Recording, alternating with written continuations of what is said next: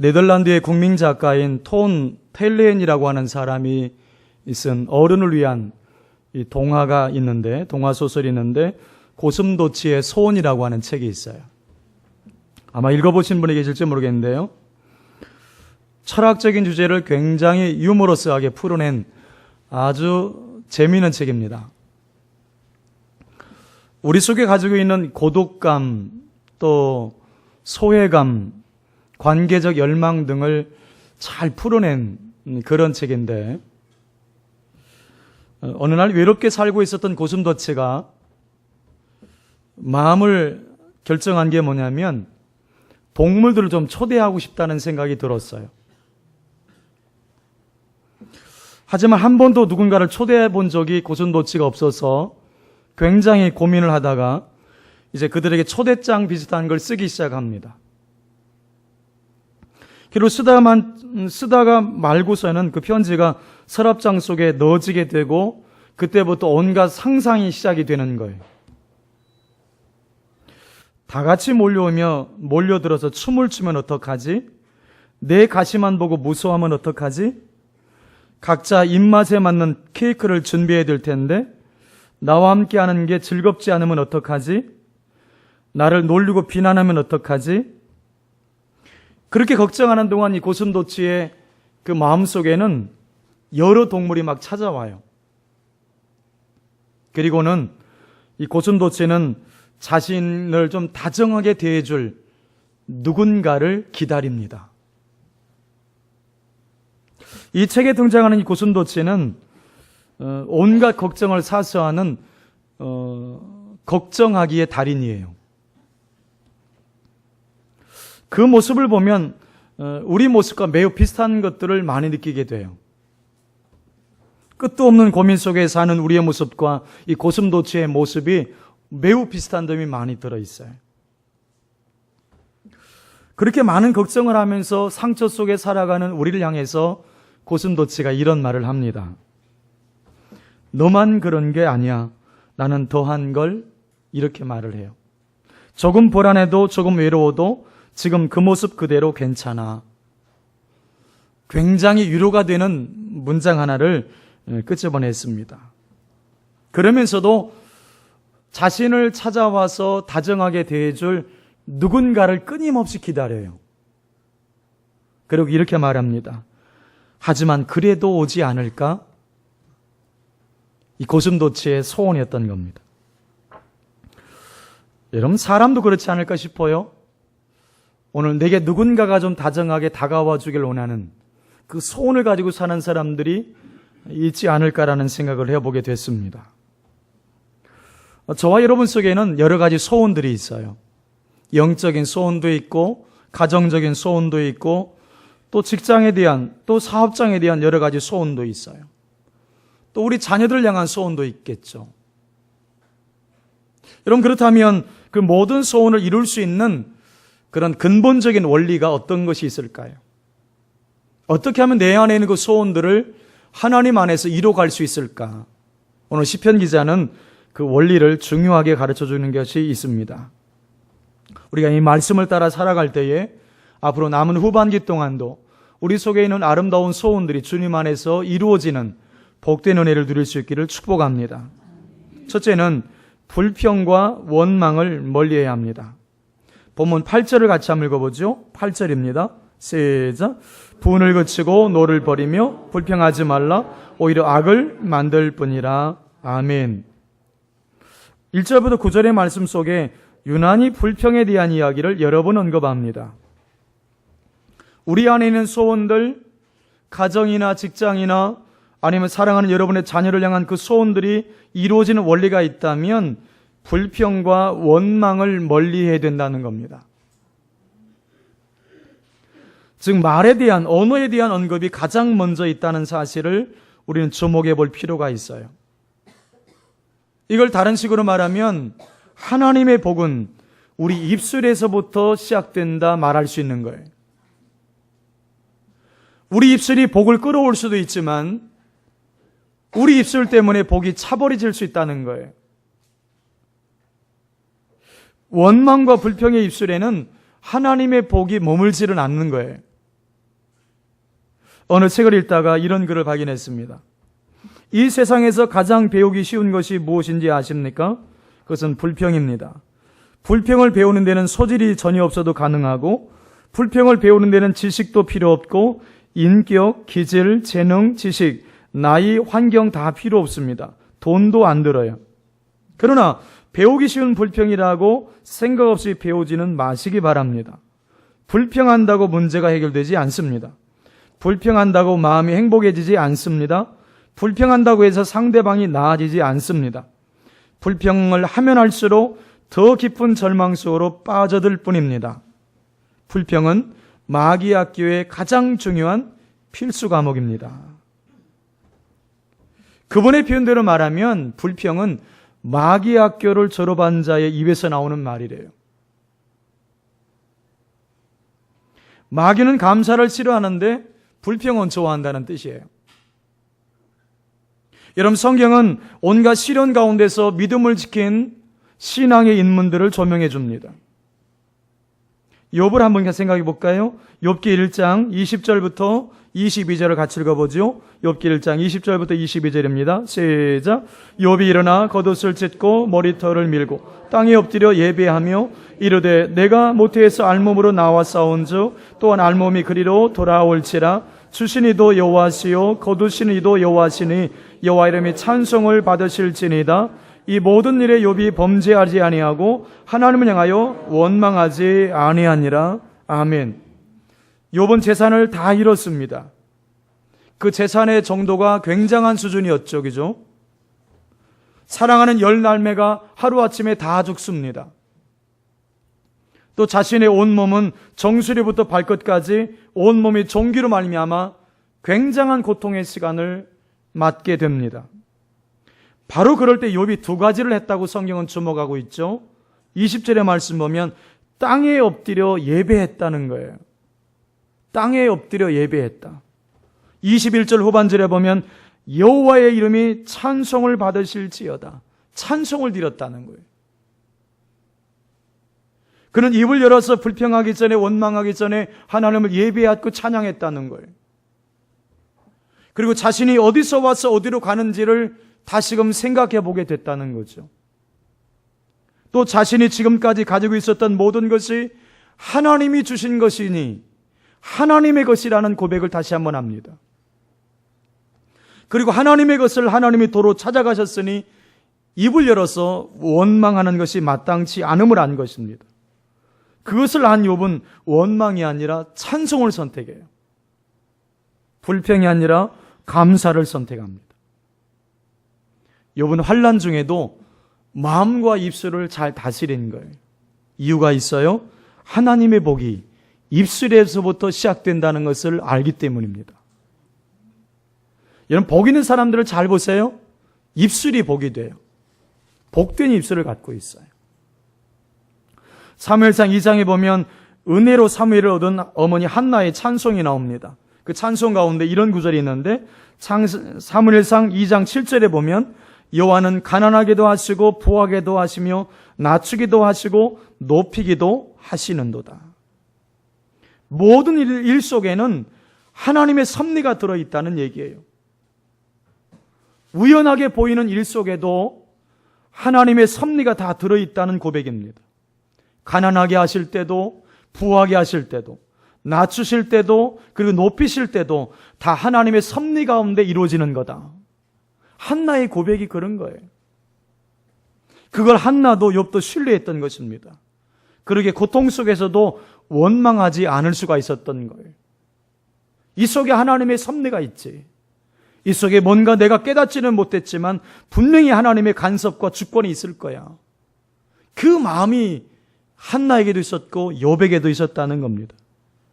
그걸 가지고 있었던 믿음이, 그 믿음이 원망의 상황에서도 찬송을 하게 만든 겁니다. 여러분 잘 보십시오.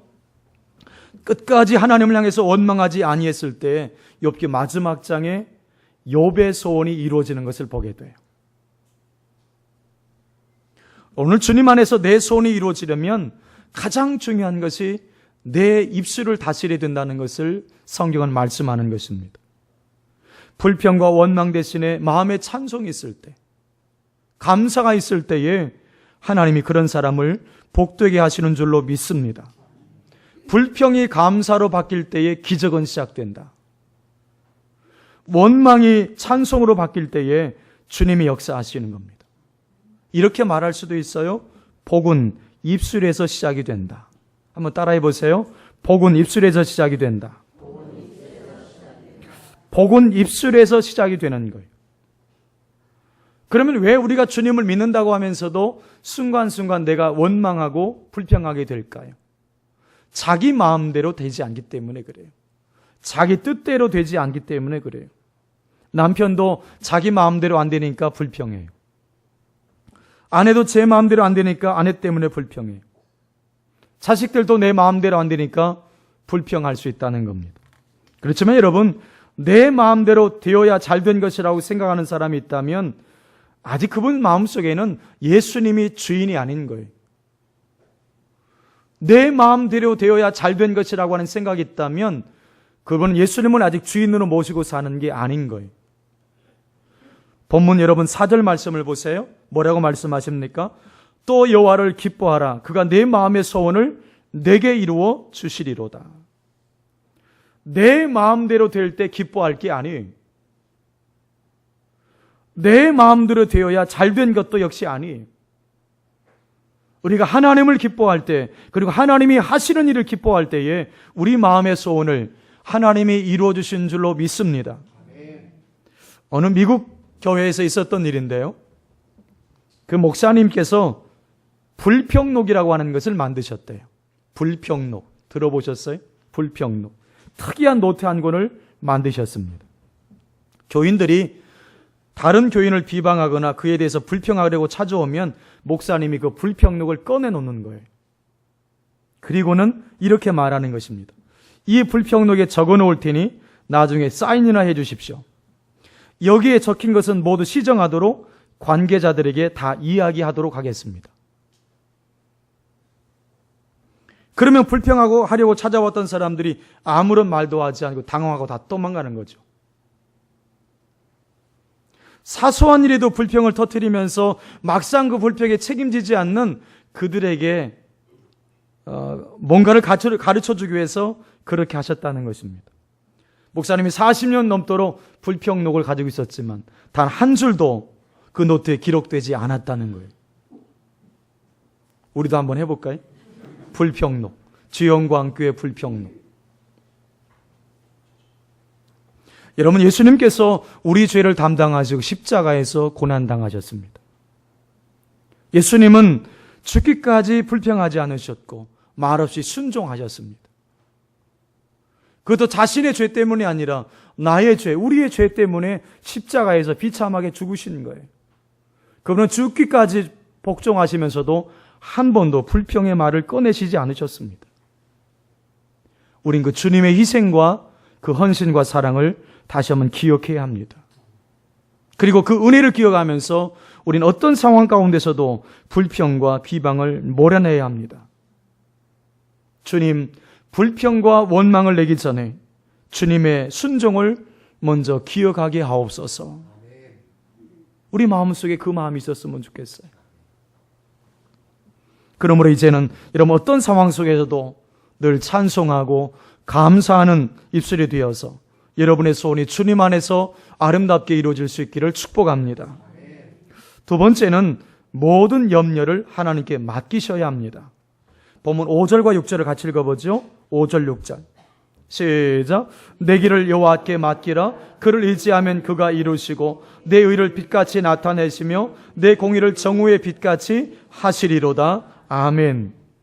내 길을 여호와께 맡기라. 그를 의지하면 그가 이루신다 말씀하셨어요.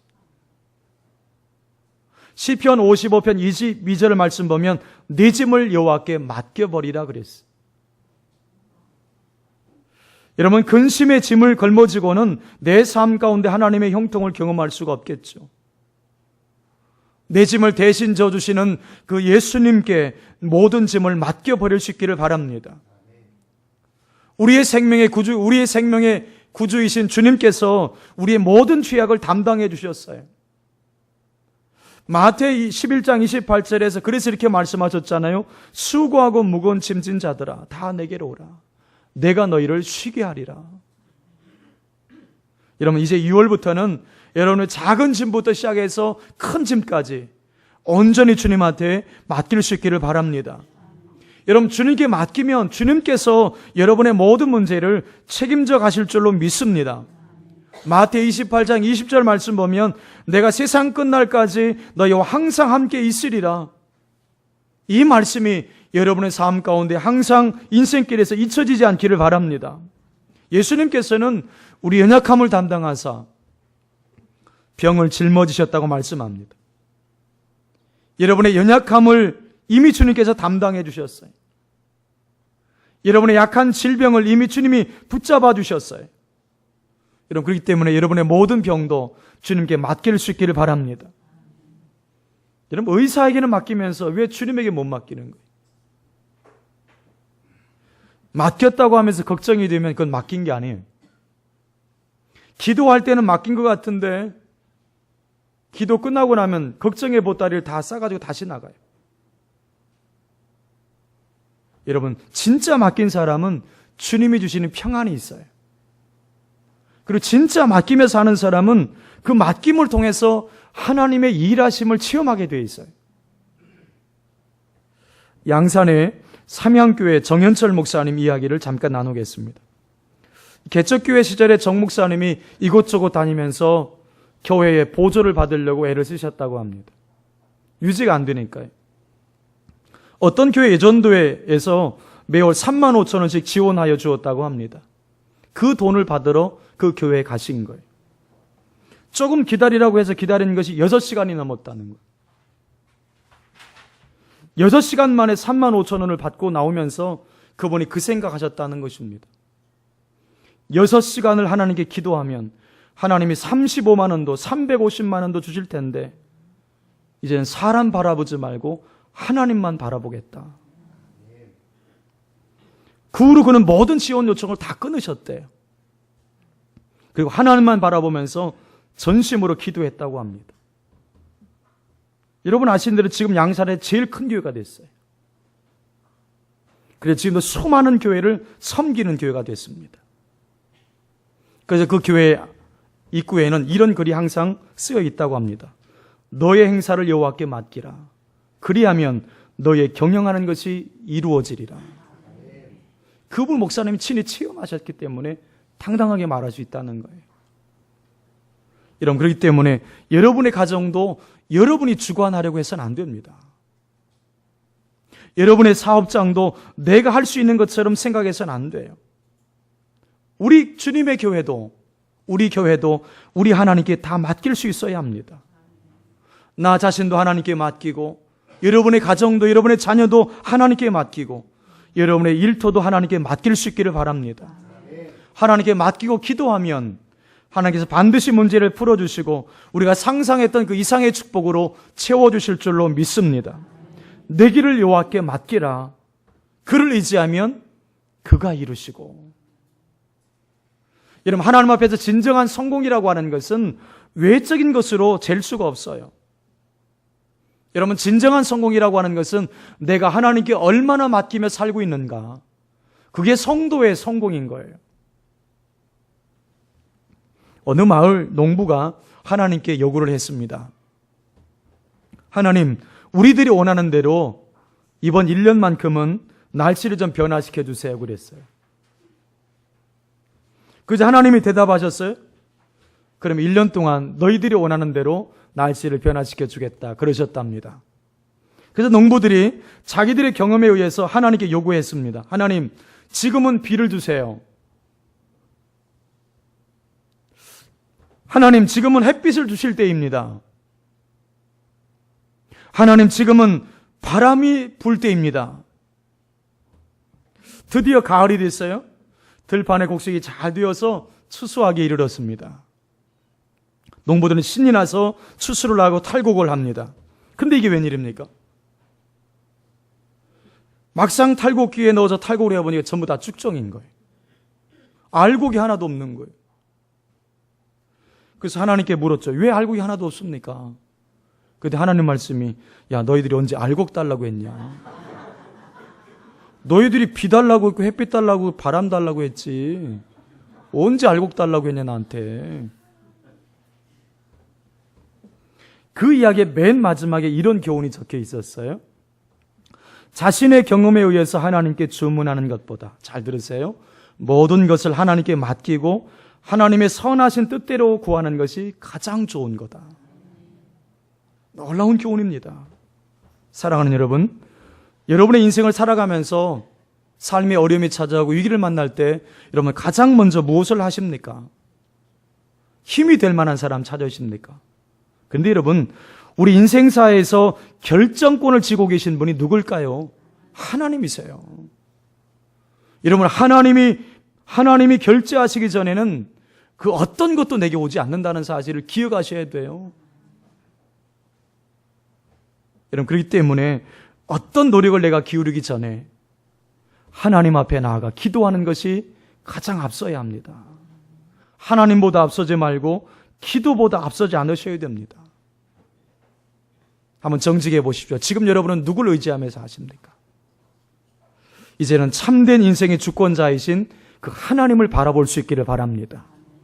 여러분, 그럴 때에 하나님께서 여러분의 길들을 아름답게 만들어 가실 줄로 믿습니다. 마지막 세 번째는 하나님의 작정하신 때를 반드시 기다려야 합니다. 제임스 미케노의 실화 소설인 알래스카라고 하는 소설이 있어요. 읽어보신 분이 계실 텐데 이 알래스카의 소설의 줄거리를 잠깐 나눕니다.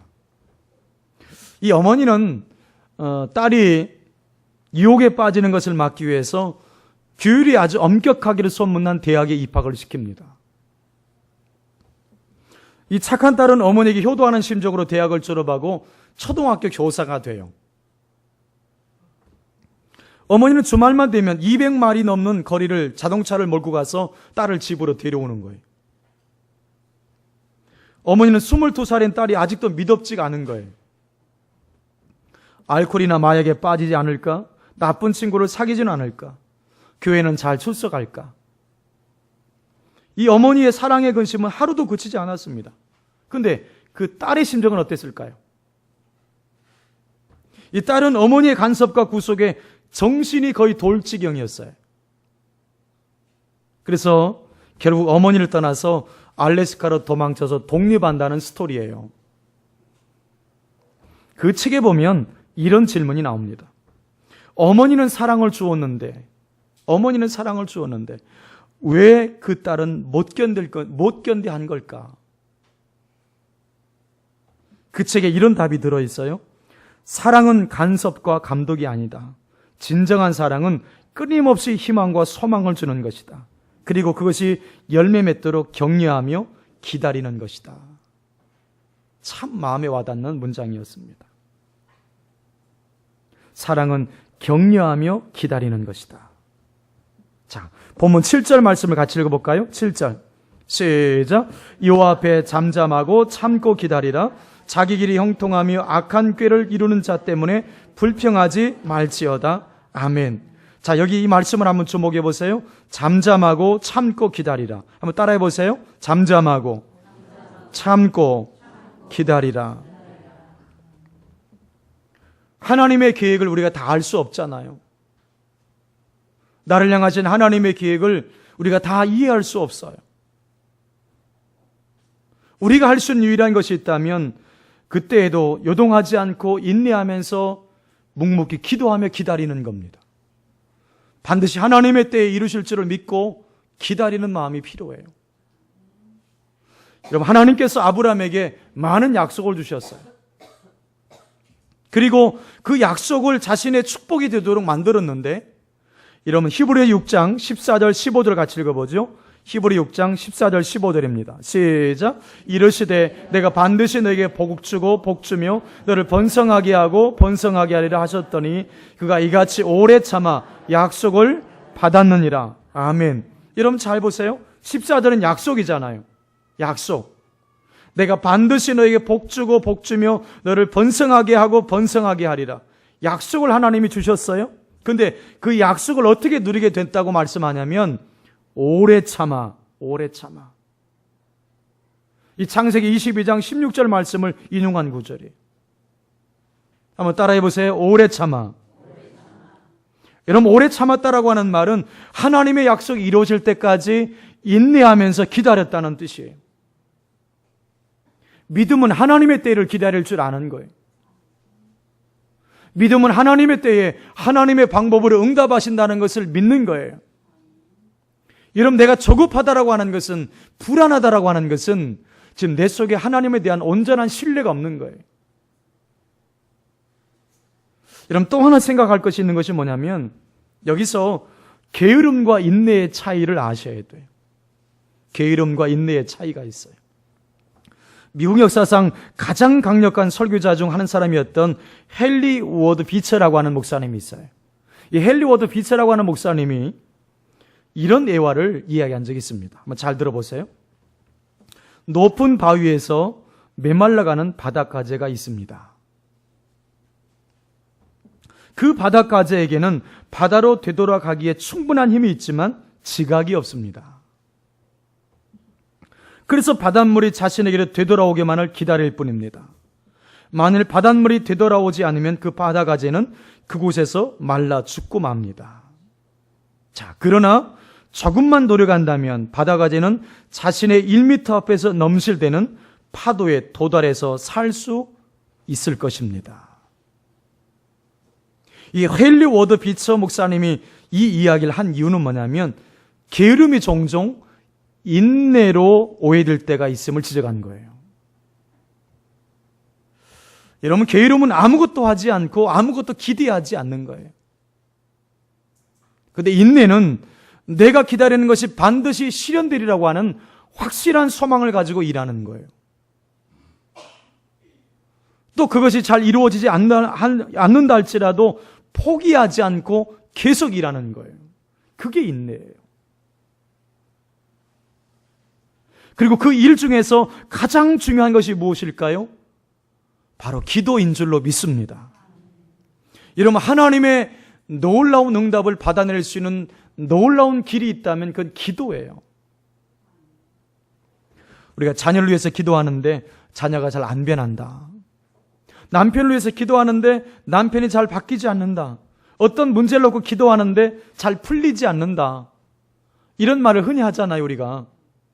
근데 여러분, 이런 생각 해보셨습니까? 과연 변할 만큼 기도하고 있는가? 과연 축복받을 만큼 기도하고 있는가?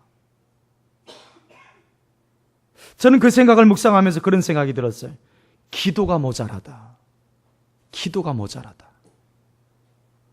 그것도 턱없이 모자라다. 자녀가 변할 만큼 기도해야 되는데 턱없이 기도가 모자라다. 내 삶의 문제가 풀리길 기도해야 되는데 그 문제가 풀릴 만큼 기도가 안 되고 있다는 거예요. 기도의 분량이 턱없이 모자라다. 교회는 나오지만 온통 마음이 딴 데 가 있는 분들이 있어요. 주일날 교회는 나오지만 한 주간 동안 교회를 잊어버리고 사는 사람들이 있어요. 교회와 거리가 너무 멀어져 있어요. 여러분, 그 신앙으로는 어렵습니다. 하나님이 이루실 것을 믿고 기대하면서 기도하셔야 합니다. 그 기도는 간절해야 되고 하나님의 뜻이 이루어질 때까지, 하나님이 역사하실 때까지 부르짖는 기도해야 합니다. 그리고 하나님이 일하실 때까지 믿고 기다릴 수 있어야 합니다. 여러분, 기도는 절대 공짜가 없어요. 반드시 하나님의 때에 이루어 주시는 거예요. 사랑하는 여러분, 누구 때문에, 환경 때문에, 경제가 어려워서 아닙니다. 문제는 거기 있지 않아요. 문제는 내게 있는 거예요. 내 입술에 있는 것이고, 내 신앙에 있는 것이고, 내 믿음에 있는 거예요. 사랑하는 여러분, 이제는 어떻게 하면 하나님을 기쁘시게 할까? 어떻게 하면 하나님을 기쁘시게 할까? 이 마음으로 여러분의 마음을 한번 가득 채워보세요. 불평과 원망의 마음을, 여러분, 입술을 다스리셔야 합니다. 두 번째는 모든 염려를 주께 맡길 수 있어야 합니다. 그리고 하나님이 작정하신 그때를 믿음으로 기다릴 수 있어야 합니다. 그럴 때 반드시 하나님께서 여러분의 소원을 이루셔서 여러분이 하나님의 소원을 이루가는 자로 세워주실 줄로 믿습니다.